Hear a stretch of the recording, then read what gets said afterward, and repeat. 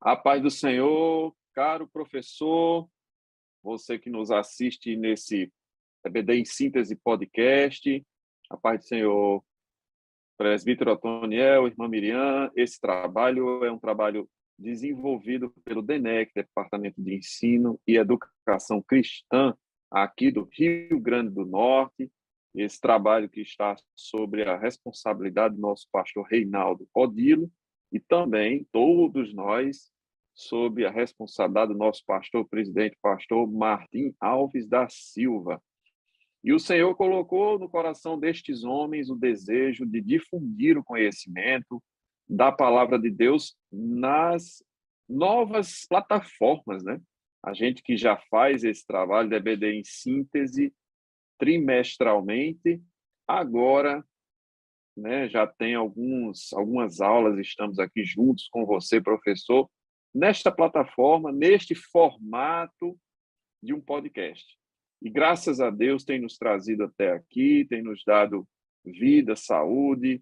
Hoje, já na lição de número 9 do terceiro ciclo, relacionando-se com os estudos. Eu dou a paz do Senhor para você, professor, e também para o professor presbítero Otoniel Félix, irmã Miriam, paz do Senhor para vocês. Paz Paz do do Senhor, meus Senhor. irmãos. Graças a Deus, Amém. estamos aqui mais uma vez, né? Mais uma vez, debaixo da graça de Deus, Ele que nos sustenta, que nos dá capacidade de estarmos aqui, porque não vem de nós, vem dele. E principalmente numa lição como essa de hoje, relacionando-se com os estudos. Existem algumas coisas aí que a gente ouve no meio cristão a respeito do preparo, dos estudos, do aprofundamento na ciência de uma forma em geral. Alguém que diz que fé e ciência não se comunicam bem, alguém que diz que crente só precisa do Espírito Santo de Deus, não precisa estudar muito, fazer curso de teologia, não é verdade? A gente escuta essas coisas. E no texto bíblico base da lição, Atos 17, né, existe uma discussão importante que Paulo travou com homens cultos da época, homens que, no seu regime politeísta, tinham deuses para todo tipo, todo tamanho, todo gosto, e ele foi muito sábio, profundamente instruído por Deus, porque ele não chocou com a cultura, mas ele tirou proveito dessa cultura, usou o exemplo da estátua que tinha escrito ao Deus desconhecido, colocou isso em evidência e abriu um leque para pregar o evangelho, colocando aquilo que eles, por mais cultos que fossem, não sabiam a respeito da salvação, a respeito do sacrifício de Jesus Cristo, e essa sabedoria vinda do alto, ela também foi lapidada ao longo dos anos, com muito estudo, muita dedicação do apóstolo Paulo, e é sobre isso que nós vamos falar aqui hoje. A meditação, ela está em Filipenses 1:9, diz: "E peço isto, que o vosso amor aumente mais e mais em ciência e em todo o conhecimento." E eu também coloquei aqui um versículo muito conhecido, Provérbios 1:7, que é semelhante ao 9:10, que diz: o temor do Senhor é o princípio do conhecimento. Os loucos desprezam a sabedoria e a instrução. Então, nós vamos conversar abundantemente hoje sobre este tema, sobre a importância do estudo não só da palavra, mas o estudo das ciências, o aprofundamento nas nossas áreas de atuação, vamos dizer assim, no ensino regular, no ensino corriqueiro, não necessariamente da Bíblia Sagrada. Será que isso nos ajuda? Será que a gente precisa se dedicar a uma faculdade? Será que a gente precisa fazer uma pós-graduação? Isso nos ajuda realmente? Isso nos atrapalha na fé? Alguém que tem medo de entrar na faculdade, irmã Miriam, para não se desviar. E assim, Muito se fala da dificuldade de entender a palavra de Deus e muitas vezes o que eu enxergo, eu como professor, é que as pessoas têm às vezes dificuldade de interpretação de texto. E isso vai um pouco além, porque às vezes é uma deficiência no ensino do dia a dia, no ensino da escola, a dificuldade de interpretar um texto, não somente da Bíblia Sagrada, mas em outros livros e outros materiais didáticos. O que é que a senhora poderia nos dizer a respeito disso, irmã Miriam? Querido professor e professora, a paz do Senhor. E eu tenho uma pergunta para fazer. Vocês estão animados para falar sobre esse tema? Quando nós falamos em relacionamento com estudos, logo nós nos lembramos, relacionando-se com os estudos, o tema, né? Logo nós nos lembramos de intimidade. Porque quando você se relaciona com alguém, você tem intimidade, você conhece o alguém. E quando você tem um relacionamento com os estudos, é você ter intimidade, é você conhecer, e para isso é necessário uma boa interpretação, principalmente do que nós estamos estudando, não é? Paulo foi ali e fez o seu discurso. Ele tinha um conhecimento, mas as pessoas não tinham conhecimento. Então, a dica de hoje que eu trago para vocês é um convite a relacionar-se com o texto, com a revista, com o tema qual vocês vão estudar. Como nós vamos ter esse relacionamento, essa intimidade? Vamos pegar o texto base. O texto base que está escrito aonde, irmão Raniel? Atos 17, 18, 27, 18 a 27, e depois pula para 32 e 33. Atos 17. Certo. Vocês estudaram o texto, não é isso? O irmão Raniel estudou o texto, o presbítero Otoniel estudou o texto, mas eu não estudei o texto. Então, para mim é desconhecido, eu não tenho nenhuma intimidade, nenhum relacionamento com esse texto. Como fazer, por onde começar, para ter uma melhor compreensão desse texto? Eu vou passar aqui 7 passos, você pega sua caneta, o seu papel, e vá anotando alguns passos para você segui-los e ter uma melhor compreensão textual, certo? Primeiro, leia todo o texto pausadamente. Já que eu não conheço o texto, o que eu vou fazer? Vou ler o texto, estou tomando o texto base, certo? Ler pausadamente, porque o primeiro contato com o texto, ele é muito importante.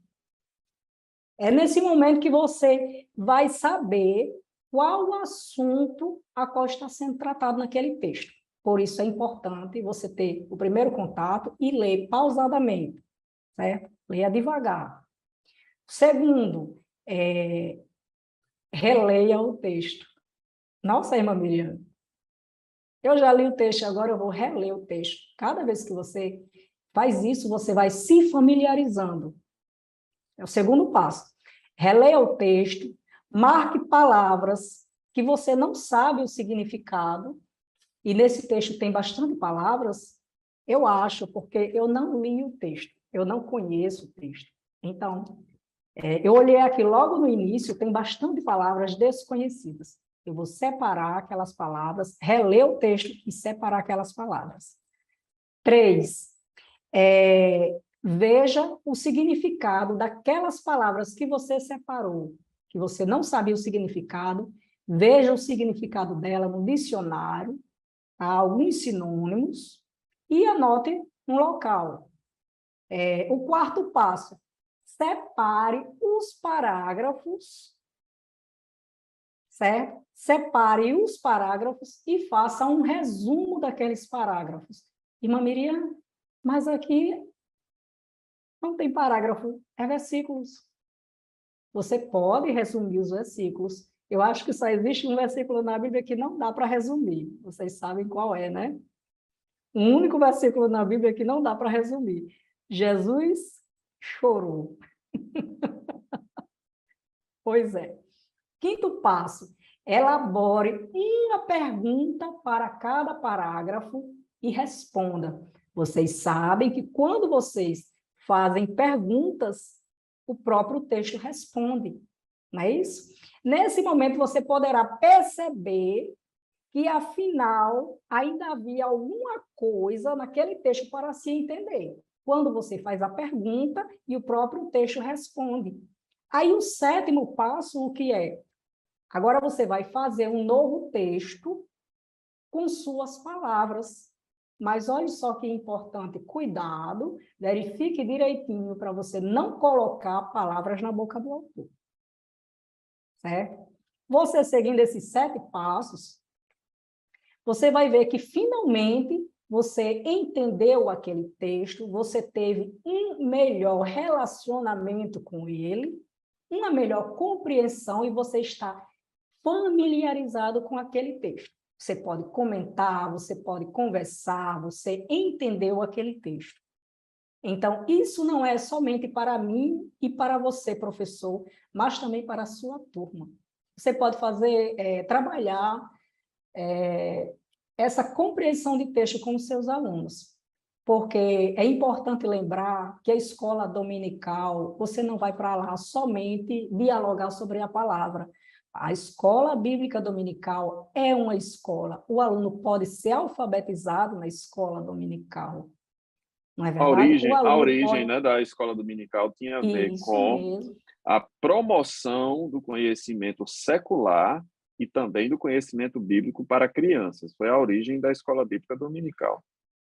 O aluno pode aprender a interpretar textos na escola bíblica dominical e é essencial, é de extrema importância que o aluno ele aprenda a interpretar os textos. Então, é somente alguns passos básicos, mas vai esclarecer bastante a compreensão textual do seu aluno, da leitura. Perfeitamente, Miriam.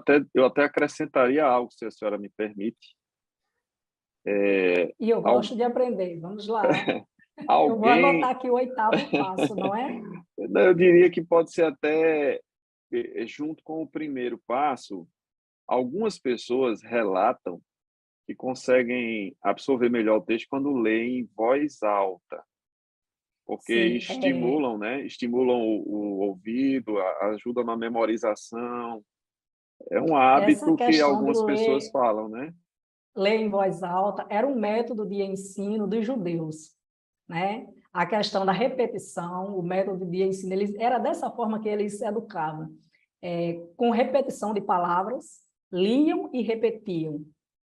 E em voz alta, não em silêncio, mas a leitura realizada em voz alta era o método de ensino, para ler e repetir. A partir do momento que você lê em voz alta, você ouve você mesmo, a sua voz, isso Perfeito. ajuda a absorver. A sua memorização é ativada por mais canais, não só a leitura, mas o som da sua voz estimula o seu ouvido e aumenta a possibilidade de memorização, estimulação do cérebro.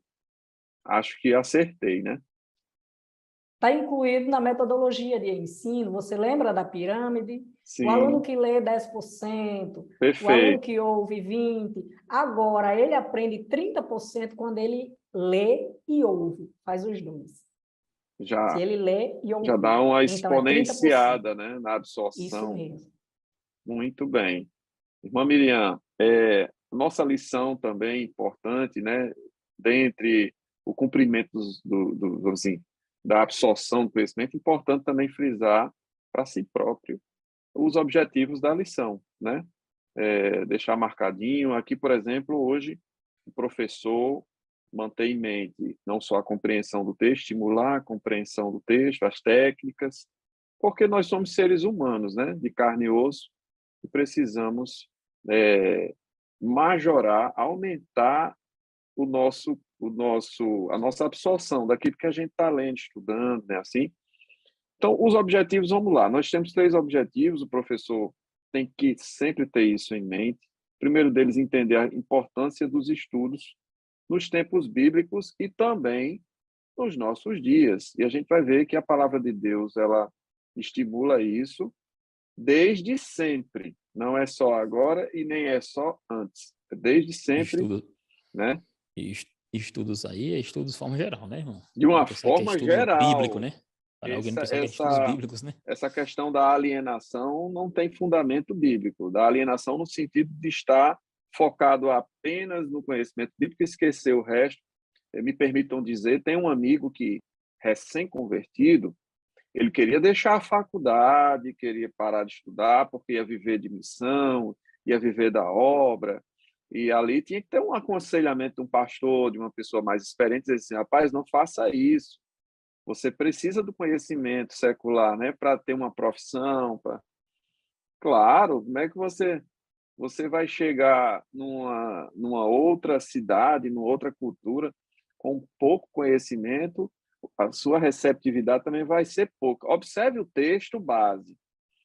Quando o apóstolo Paulo chegou falando a respeito de Jesus da ressurreição, os filósofos epicureus e estoicos chamaram ele de paroleiro, conversador. E ele soube contornar isso com sabedoria, né? E não bateu boca com ninguém. Ele argumentou e fez o que os filósofos mais gostavam, da dialética. Ele usou a dialética em favor do evangelho. Então, por que não podemos fazer isso? Por que não estimular o conhecimento, né? E aí, segundo tópico, fala sobre isso, estimular os discipulandos a dedicar-se nos estudos de forma a refletir a glória de Deus no ambiente escolar ou acadêmico. Também é objetivo da lição. E terceiro objetivo, aplicar o testemunho diário à palavra de Deus, tanto nos estudos quanto na sua futura profissão. Observem, eu tenho um alcance de acordo com o meu nível de conhecimento. Quanto mais eu me preparo secularmente, eu também tenho contato com pessoas que precisam ouvir do evangelho. Então, na minha área, que é engenharia civil, na área do presbítero Antoniel, que é a advocacia, minha irmã Miriam, que é da área de pedagogia, nós temos pessoas sedentas do evangelho na área de engenharia, na área do direito, na área da pedagogia. E essas pessoas precisam ouvir. Elas vão ouvir de quem? Daqueles que os cercarem, os rodearem. Então, a importância de estar inserido na sociedade como sal e luz, trazendo a iluminação do evangelho para todas as pessoas. Eu já tive conversas com professores, irmão Antoniel, na faculdade, com colegas de curso, e assim, são pessoas que às vezes até falam do conhecimento, enchem a boca, e quando você fala da Bíblia Sagrada, eles não dão muita importância, mas não é bem assim que a gente vai ver, né? Como um mito, como uma fase, eu vivi essa fase. Não, a gente precisa deixar muito claro a nossa fé, a importância da nossa fé. Eu quero ler um versículo para vocês que eu estava meditando hoje e me tocou profundamente, e tem tudo a ver com essa lição. Observe, Isaías, capítulo 50 e versículo 4. Olha que coisa linda. O Senhor Jeová me deu uma língua erudita para que eu saiba dizer a seu tempo uma boa palavra ao que está cansado. Ele desperta-me todas as manhãs, desperta-me o ouvido para que ouça como aqueles que aprendem. Esse versículo é lindo, é maravilhoso, e ele tem tudo a ver com a lição. Não está citada na lição. Eu inseri Isaías 50 e versículo 4, e ele fala da língua erudita. Erudição vem de conhecimento, vem de aprofundamento na escritura sagrada e também no conhecimento secular. Por que não? Eu também gostaria de pedir a vocês mais um pouquinho de paciência. Eu queria citar algo muito importante, caro professor, que diz respeito ao evangelho e o conhecimento secular. Saibam vocês que entre as maiores universidades do mundo, a gente pode citar 12 delas que têm em comum a origem cristã na sua fundação. Pastores inspirados por Deus abriram essas universidades com um princípio cristão de estimular o conhecimento, o estudo da palavra e da ciência como coisas complementares e não como coisas separadas. E dentre elas eu vou citar Harvard, que era o sobrenome do pastor, viu, presbítero Antoniel? Era um pastor e o seu sobrenome era Harvard. Então, Harvard, são 47 prêmios Nobel. MIT, que a gente conhece, que é Massachusetts, nos Estados Unidos, 78 prêmios Nobel. Cambridge, que é no Reino Unido, 89 prêmios Nobel. E assim outras tantas, Caltech, Oxford, Stanford, Princeton, Chicago, Yale, Columbia, Berkeley, Imperial College, são todas universidades com fundação feita por cristãos, alguns de origem católica, alguns de origem protestante, porém com o princípio cristão na sua fundação, na sua criação. Universidades. Isso não era só para ensinar Bíblia, aluno, professor. Existe uma íntima ligação entre o conhecimento, entre a sabedoria, né? E o Salomão, ele fez isso tanto que ele diz, olha, eu gastei tudo que eu podia gastar de tempo me dedicando ao ensino. É óbvio que a conclusão dele foi que o muito estudar e a leitura de livros não tem limites, e que isso é enfado da carne e tal. E por isso é importante juntar a palavra de Deus e o conhecimento secular para que isso não se torne um laço, né? Um problema. Pelo contrário, isso é algo que a palavra de Deus estimula, é importante na pregação do Evangelho.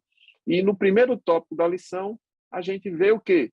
Compreendendo a cultura do mundo. Como é que eu posso pregar para alguém se eu não sei nada da cultura daquela pessoa, daquela localidade, da minha cidade, do meu estado, a origem do meu estado, né? Assim, a dominação holandesa, a dominação portuguesa? O que é que isso interfere no nosso conhecimento? Como isso interfere no catolicismo e nas religiões judaico-cristãs no Nordeste, no Brasil? Isso é importante. Eu falei demais já, vou deixar vocês falarem um pouco sobre isso.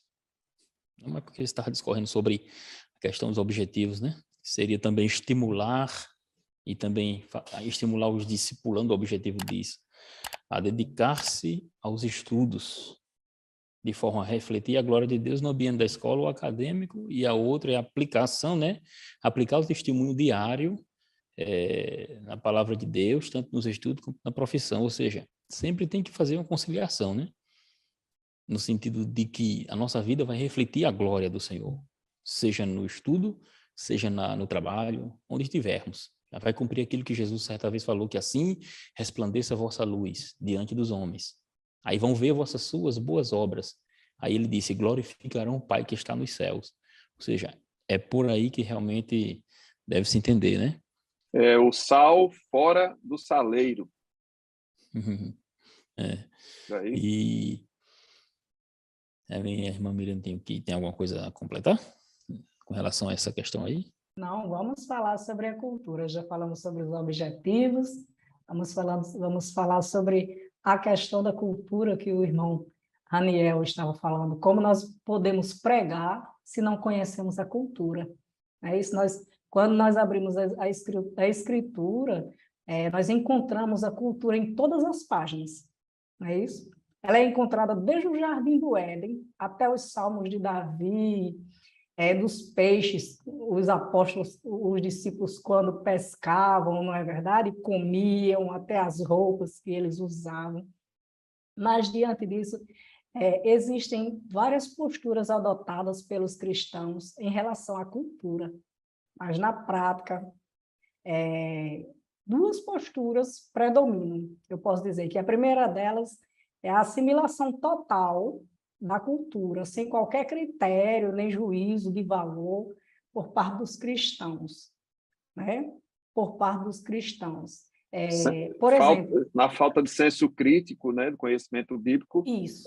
Foi Pensa cultura, aí. entre aspas, eu absorvo sem questionar. Isso é um perigo, realmente. Eu absorvo, é um perigo, não é isso? Vamos absorver sem questionar. Por exemplo, uma das primeiras, festas juninas, né?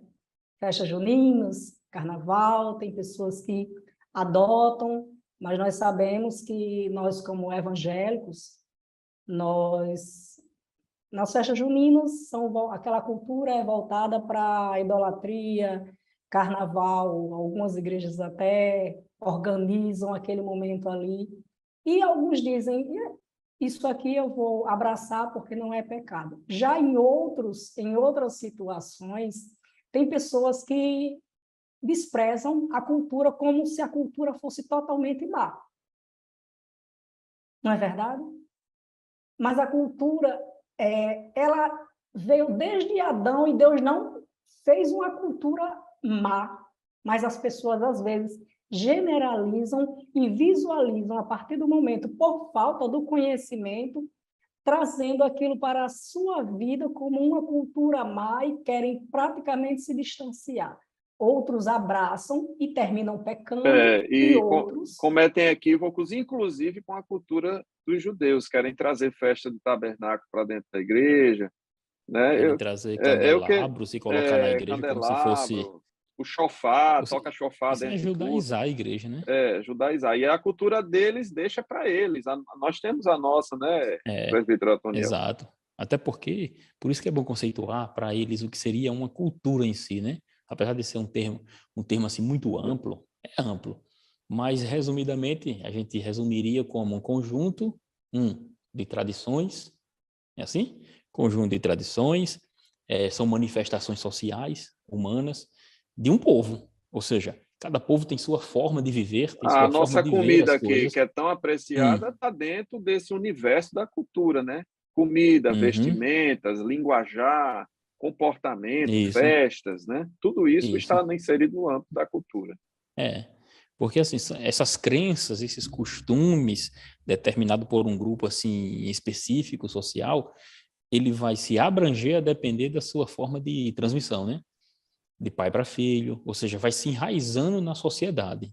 De uma forma geral é isso. Então, o que às vezes nós temos diante de um povo, uma forma de ver a vida ou de se vestir, não significa dizer que para nós seria uma obrigatoriedade, faz parte da cultura deles. Você vê o pessoal do Oriente Médio como ainda se vestem como se tivéssemos ainda lá no século, no início ainda das escrituras, na época de Abraão, aquelas roupas vestes, muito longas, ou seja, faz parte de sua cultura. Então, a gente não pode trazer, como você falou aí, os elementos do culto judaico, que tinham uma especificação, era algo específico para o povo judeu, era algo específico para a própria explicação das questões, vamos assim, dizer assim, teológicas judaicas, e como foi cumprida em Cristo, toda aquela questão, nós não podemos trazer aí para a igreja certos elementos, como nós falamos agora sobre candelabro, as pessoas botam candelabro, criam uma arca da aliança, e ali dizem que é a Arca da Aliança, e a gente cria isso. Isso não faz parte da nossa cultura. Ou, no caso, viu, presbítero Otoniel, pegam uma festa junina e trazem para dentro da igreja, ainda dizem que é a festa da colheita. Ou seja, é um sincretismo religioso, uma mistura que, na raiz, ela fere a palavra. E o que é que a gente tem que ter em mente? Se a cultura do meu povo, da minha região, fere a palavra, é uma cultura que eu preciso abandonar. Mas se ela não fere a palavra, eu não tenho por que querer abandonar. É como uma comida muito gostosa e alguém diz, não pode que essa comida é disso, será? Então vamos estudar a fundo, ter cuidado para não exagerar, né? Nem para um lado, como disse a irmã Miriam, nem para uma extremidade, nem para outra extremidade. E o nosso balizador é o quê? A palavra de Deus, não é verdade? Se você observa o apóstolo Paulo, na leitura bíblica em classe, ele vai estar diante de uma sociedade grega, né? Ou conhecida como helenística. Isso. Ou seja, ele vai estar diante desse povo, ele vai ao lugar chamado de Areópago, né? O que seria um Areópago? Um Areópago era um lugar muito amplo, ficava ali perto ali do noroeste ali da cidade de Acrópolis, né? Tudo na Grécia, ali em Atenas. Então, ele ia para esse lugar, e esse lugar era um lugar onde as pessoas debatiam as coisas. Era como se, lá também se julgava pessoas, entendeu? Ou seja, agora é óbvio, era um local onde havia uma distribuição do saber, vamos dizer, eles discutiam Também conhecido assuntos. como tribunal, não é isso? E isso, tribunal, porque lá tinha esses questionamentos, essa divisão, esse, como você falou no início, tinha a questão da dialética era exposta. O povo grego, eles tinham muito isso em comum. Por isso que as escrituras vai dizer que Paulo se depara com estoicos e epicureus, né? Epicureus e estoicos pararam Paulo e eles passaram a interpelar o apóstolo Paulo, chamando, como você disse, de tagarela, falador, Eu fico pregador. pensando, presbítero Otoniel, que os estoicos e os epicureus tinham pontos de vista muito distintos, mas é como se eles tivessem se unido para ir contra Paulo. Como eles estavam discutindo, porque assim, o que propagava assim, de uma forma geral o epicurismo, né, que vem de Epicuro, e o estoicismo, né? Nós sabemos que eram duas escolas que haviam na questão ali relacionada à própria filosofia entre os gregos, eram duas escolas que haviam, e de uma forma geral, era uma busca pelo prazer, né? Eles tinham a ideia da busca pelo prazer. Principalmente os epicureus ali, eles na sua filosofia, eles apregoavam e traziam ali em seu bojo, vamos dizer assim, de ensinamentos, de que o máximo possível da satisfação do ser humano e de qualquer outra forma de sofrimento deveria ser excluída, ou seja, eram materialistas, de fato, era o viver aqui e agora, como eles diziam. Uma das formas gerais de se propagação do epicurismo era isso. Justamente vem agora quem? Era os estoicos, né? Estoicos, uma escola criada por um homem chamado Zenão. Isso é o que eles dizem lá, né? Então, os estoicos também tinham essa ideia de ir em busca de uma razão universal para as coisas. Eles criam processos naturais, eram regidos ali pela própria natureza, e o destino das pessoas deveria ser aceito. Eram como se fossem assim as pessoas muito, como nós chamamos de determinista, entendeu? Ou seja, a semelhança dos estoicos era aprisionada ao próprio chamado fatalismo, entendeu? Fatalismo. Se nós trouxermos hoje para o mundo geral, o que é o fatalismo? Aconteceu alguma coisa, então foi Deus que quis que assim acontecesse. E às vezes não é bem assim. O ser humano é culpado também pelos erros, né? Então Paulo estava diante nesse público, certo? Nesse público, e ele, Lembrando, interessante... irmão presbítero Otoniel, que ele estava diante desse público e era um público de pessoas que estudavam muito, porque eles não estavam ali, eles não se reuniam em vão. É tanto que eles queriam saber, eles gostavam de conhecer quem era esse Deus desconhecido. Exato. Então, é muito importante essa questão de perguntas. Bom, que ele estava falando sobre...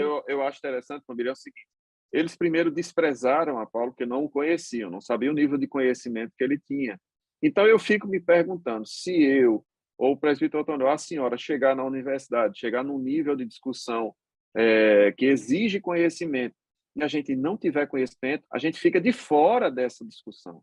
E o evangelho perde com isso.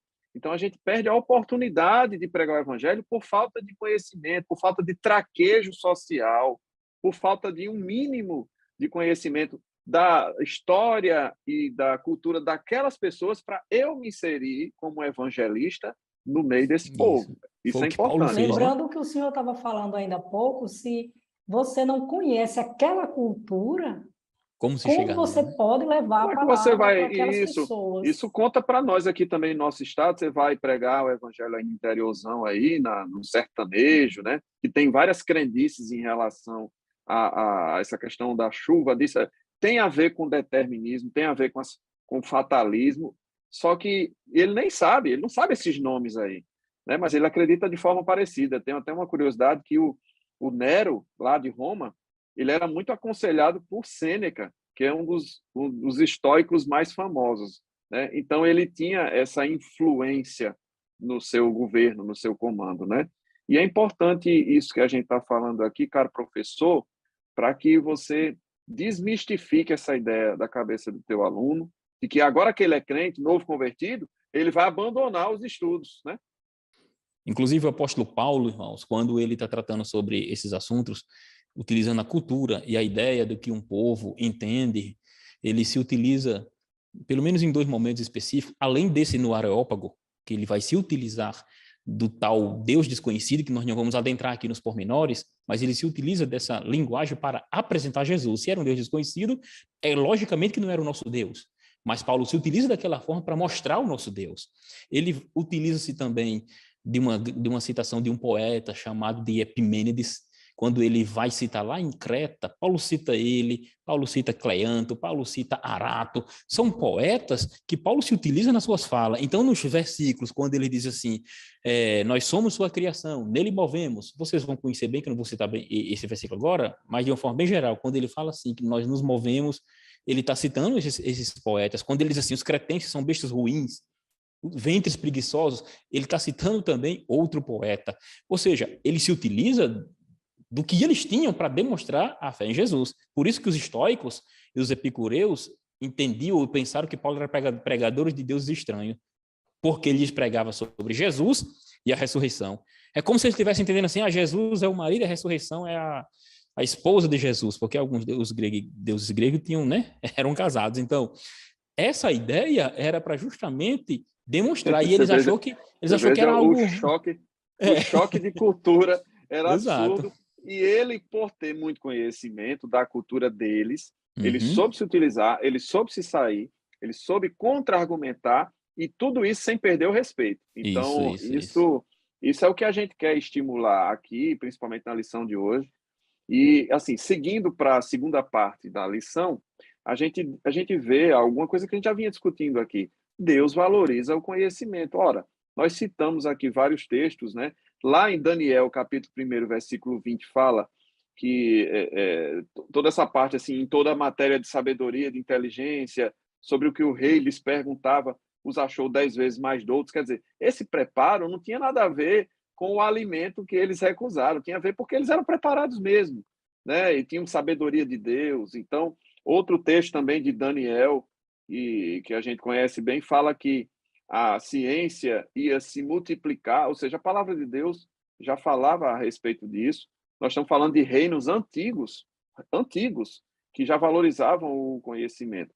Por que é, então, que a gente tem um povo tão abençoado, povo, assim, pessoas que prosperaram, inclusive nessa que eu citei do Prêmio Nobel, tem muitos cristãos envolvidos nisso, no conhecimento, na difusão da ciência, da verdadeira ciência. Nós temos bons cientistas daqui do nosso estado, do Brasil afora, e são homens de Deus e que têm acesso a pessoas que nós, com baixo conhecimento, não conseguimos ter.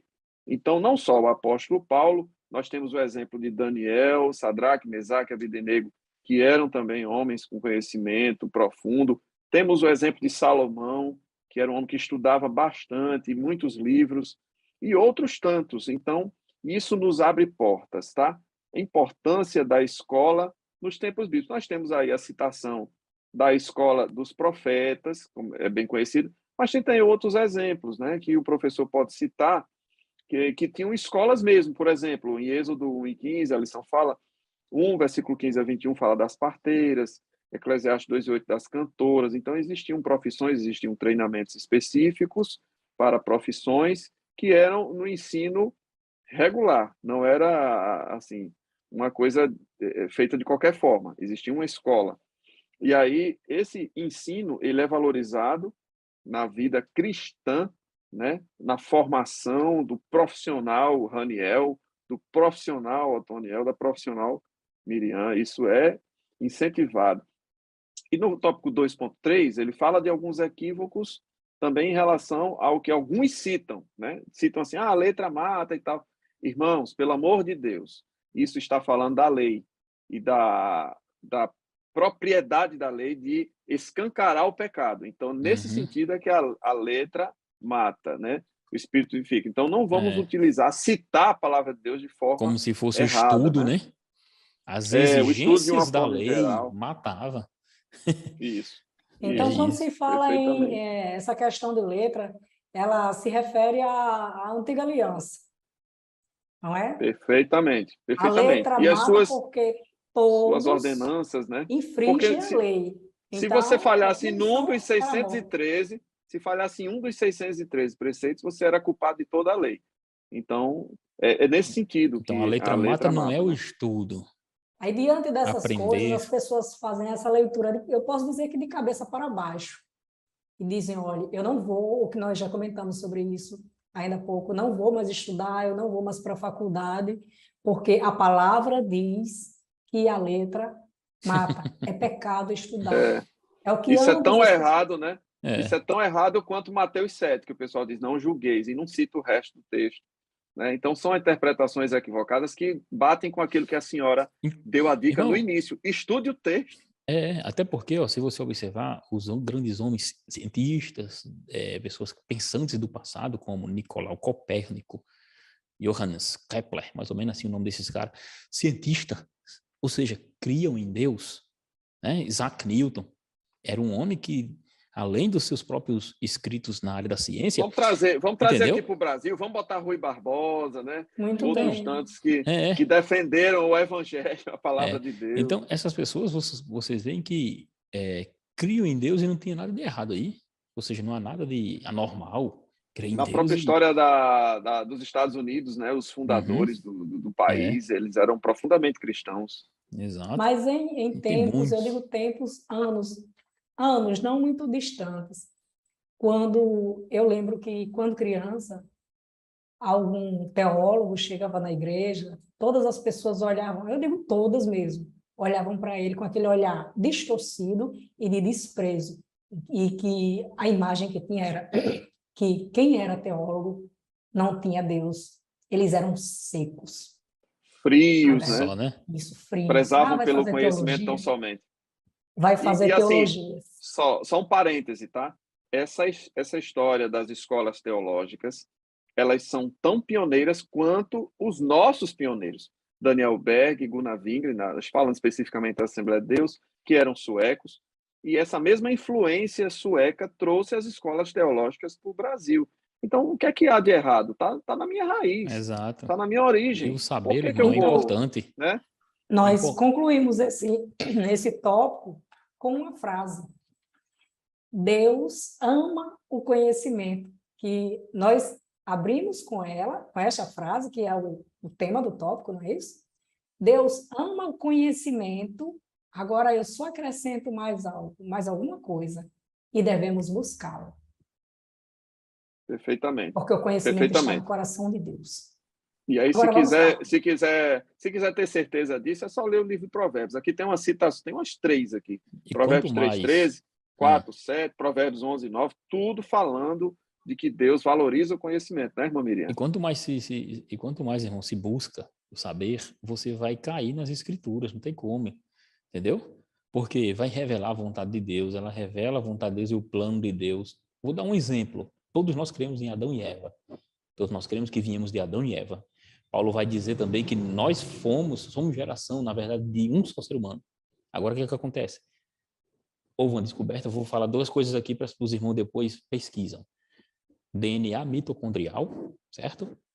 Que é relacionado, inclusive foi apelidado de Eva mitocondrial, que é onde, depois de um grande estudo genético de todos os seres humanos, ali na década de 80, foi feito um estudo de todos os lugares do mundo, pegou o grupo genético, fizeram todo um apurado, e depois de fazerem todo aquele apurado, chegou-se à conclusão ali, entre cerca de 150 amostras, que todos nós somos descendentes de uma mulher.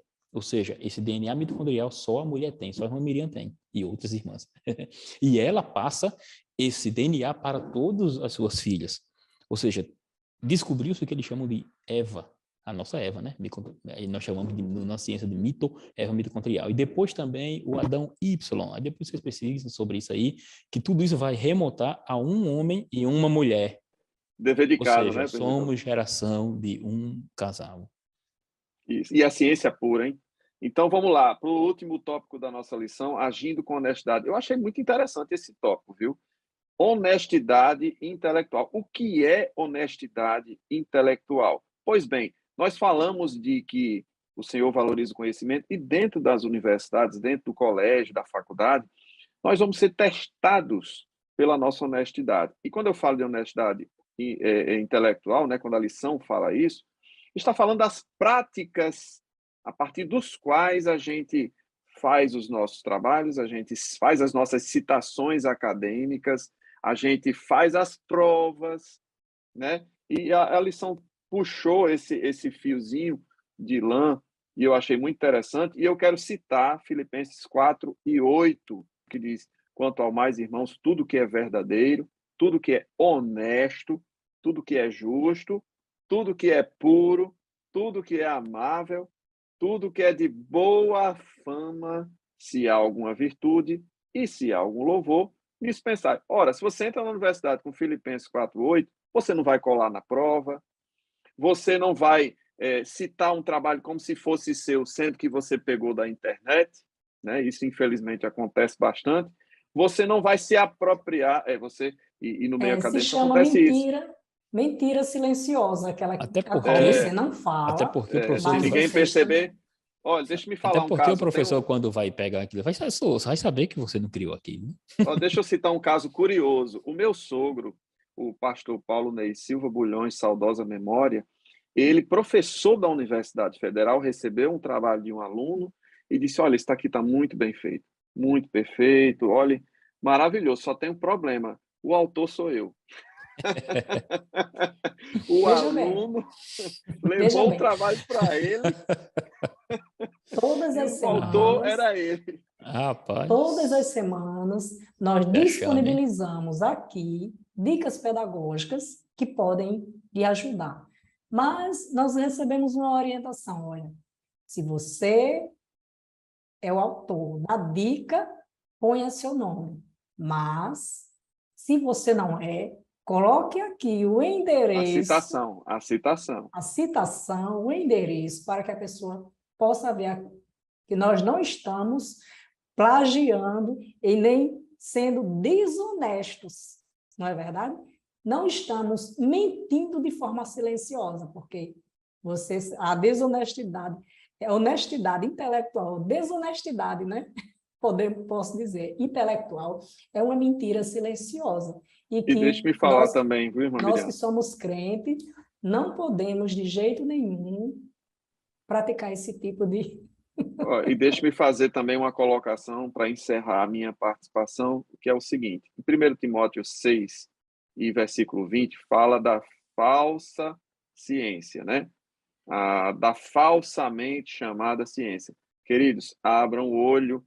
Você está na universidade? Amém. Você está numa faculdade de respeito? Amém. Mas existe a falsa ciência.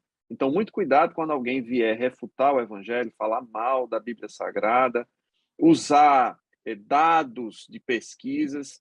Eu já vi relatos de pesquisas que são forjadas, já vi relatos de pessoas que citam fontes erradas, ou não citam a fonte, ou falam de teorias como se fosse ciência. Por exemplo, a teoria da evolução, o nome já diz teoria, e falam como se fosse ciência, e 1 Timóteo 6,20 nos alerta para essa falsa ciência. Então, assim, não só a honestidade intelectual na hora do crente fazer os seus trabalhos, suas provas, mas a honestidade intelectual daquele que está refutando o evangelho, citando uma ciência que não é verdadeira. Então, sempre confira a fonte das suas informações. E com isso eu me despeço, passo a palavra final para os meus queridos professores também. Agradecemos a Deus a oportunidade, fomos bem sucintos aqui, porque de fato o nosso tempo é um pouco, né? Não dá para você se estender muito, mas de certa forma, os pontos que tratamos, dá para o professor ou aluno mesmo pegar a linha e fazer a sua pesquisa, e fazer sua busca pelo conhecimento, porque o saber é isso, né? É adquirir conhecimento. E a ciência é uma forma de saber, só que a prática da ciência é outra história. Então, a ciência em si, então, e de uma forma conclusiva, eu quero dizer que nós cremos em um único Deus, Salvador, que criou todas as coisas, e que o saber, o conhecimento, vai levar à crença no Deus vivo. É isso que eu quero dizer. Amém. Amém. Que Deus abençoe o seu ministério. Vou concluir me despedindo de você e fazendo um convite.